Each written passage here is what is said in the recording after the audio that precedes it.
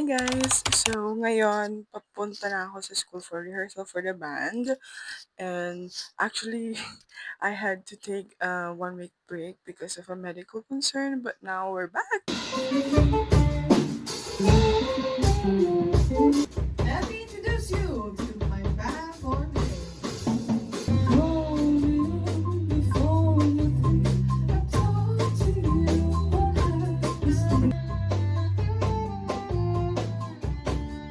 Oh, thank you.